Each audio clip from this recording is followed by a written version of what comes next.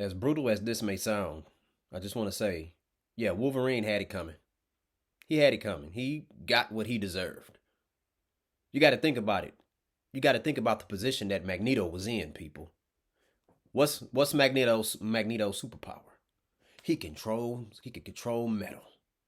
Bend it, do whatever the hell he wants with it. All right. Hell, he can even control the iron in your blood. And yet Charles still sends Wolverine on missions to go get Magneto. Why? Why? You know what I'm saying? Like in that episode alone, let's see. You had the moment where he went in and he charged in, and then Rogue came and grabbed him and said, "Nah, Sugar, you going for the kill. Fall back." All right. Then he had another opportunity. He ran up on Magneto. Magneto was like, shh. He moved him out the way. That's two. That's two. All right. Then he goes in and slices him in the back, stabs him in the back, stabs him in the back. And he says, "The brave ones been in a lot of wars, bub. The brave die first." And then Magneto is like, "Hold up, man. 3 strikes, you out. I haven't struck out, player. This was ball one. Now I'm about to hit this home run. Get off me." Like, you forgot what's in your body? Metal. What's my power? Metal. So he had it coming, man. Like, how many times are you going to let somebody continue to come at you with, he has the intent to kill? Magneto didn't want to kill him or didn't want to wound him like that, because if he did, he would have been done that. He would have been done that on sight, no matter what. Remember, this is X-Men 97, a continuation of X-Men, the animated series that came out in 1992. It's not like they just meeting and getting to know each other. No, this, as long as Wolverine been on the X-Men, their main goal, every X-Men on there except for Rogue has been to, we got to stop Magneto. All right. Now, Rogue's intentions, that's something totally different, dude. Like, Rogue, man. Well, let me stay on this Wolverine right quick. Like, I've seen the comic where he rips the adamantium out, and I just want to say, man, the animators of this show, hey, brilliant job. Brilliant job. They made it look exactly like that in animation form. And I don't know how much hard work it takes to do that, but I'm pretty sure it takes a lot of hard work. So I commend you. Congratulations. You get mad props from me. And I think every fan who saw that greatly appreciate the work that y'all did on that. But yeah, man, Wolverine had it coming, man. He had it coming, man. Like, that's, you doing too much, Logan. You are doing too much. All right, next up. All right, so Rogue. Yeah, man. At the end of the last episode where Professor Xavier, to me, my X-Man, you notice he only had Beast, Storm, Cyclops, and Jean. There was no Rogue. Hell, there was no Morph. There was no Rogue. Okay? I think he already knew that Rogue was already Team Magneto. Hell, I knew it. And I was willing to apologize and say, she truly did love Gambit. She wins, she got his trench coat, she went his trench coat. I'm like, oh, well, she really did. That was her number one. Gambit was her number one. Until she realized that Magneto's not dead and Magneto showed up. She gave the instant hungry eyes. One look at you and I can't disguise. I know my singing sucks. I know it does. But I love that song, Hungry Eyes, off the Dirty Dancing soundtrack. Check that movie out. Brilliant movie. That's one of my wife's favorite movies. It's one of mine as well. But she literally gave the hungry eyes when she saw Magneto. All right. It was to the point, like, she was like, man, who jacket I got on right here? Why I'm wearing this filth? Yuck. And then she just tossed it over to Charles while he's in his chair. And, and went enjoying Magneto. But what I did love what she said. Now, I love the fact that she checked Charles. Charles had mentioned, Charles not in charge. He mentioned that, yeah, I always thought that, we would have buried Gambit out over here and stuff. He was more over here than over there. And she was like, no, he's, that's Louisiana. That's where his family at. He's bred and born, that's where he's supposed to be at. And then she said, maybe if you treated us like people instead of your students, then you would have saw that. So I love that. I love that she did. She talked back to him on that. Um, and I also love that she checked Storm as well. She checked Charles, not in charge, and Storm. Because when she was going to leave Magneto, she said, Rogue, you can't turn your back on family. And she said, Sugar, you haven't even been here. Where have you been the past 3, 4 episodes? She found out 4 episodes about what happened in Genosha, still hadn't brought herself down there.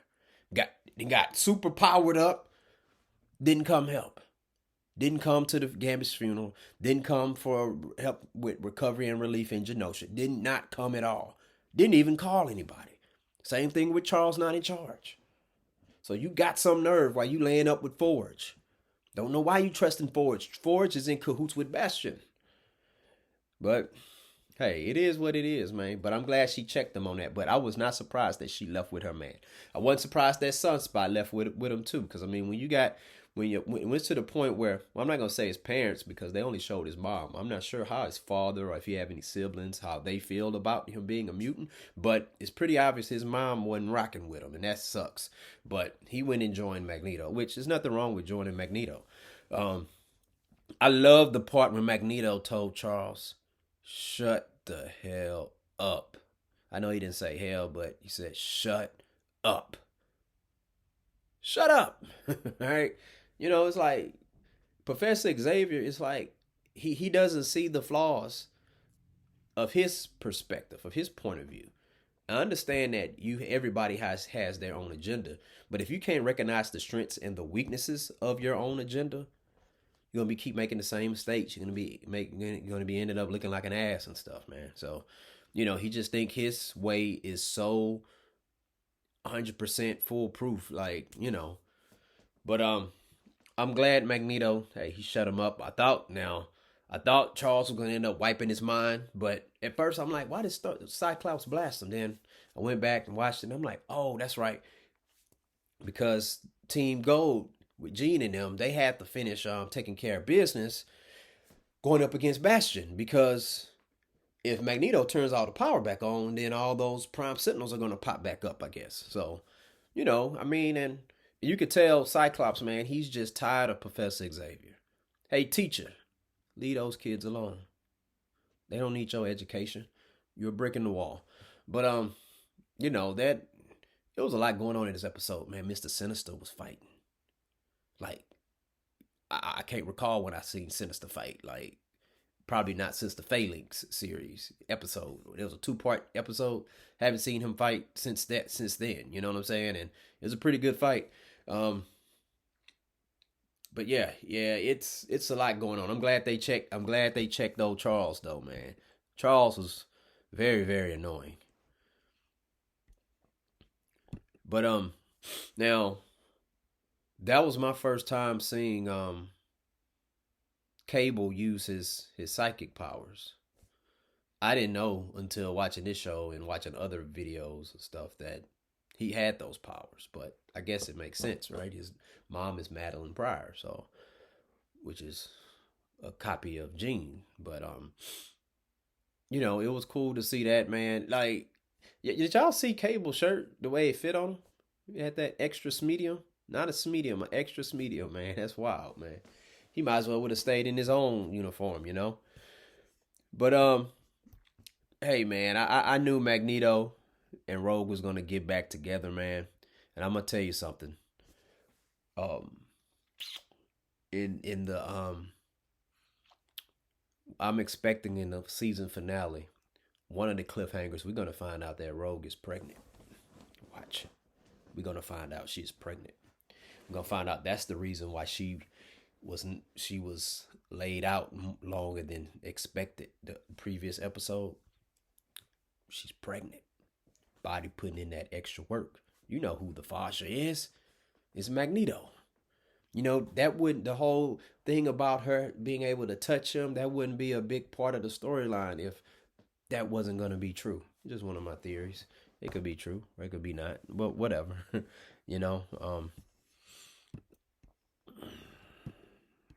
But yeah, I don't know, man. This episode, I watched it probably like 3 times, and You ever watch something multiple times and then it's like you still get that same sense of that feeling of excitement when you're watching it? Well, that's how I felt watching this episode. So, scale of 1 to 10, I'm going to give it a shit, man. I'm going to give this episode a 10. It gets a 10 from me. It gets a 10. Um, I've heard some fan theories that Gambit might be coming back as the Horseman Death. As much as I would love to see that, I'm not going to place a lot of hope into that because if it doesn't happen, then I'm going to be highly disappointed. So, but I'm looking forward for the season finale. And probably after the season finale, I'm probably going to rewatch it all again. Hell, I might start back from X-Men the animated series. But man, this show, man, I love this show, man. I love this show. Like, I was pretty hesitant with them bringing this show back, but man, it's everybody who worked on that show, they did a brilliant job. Brilliant job. And I'm looking forward to seeing this season finale.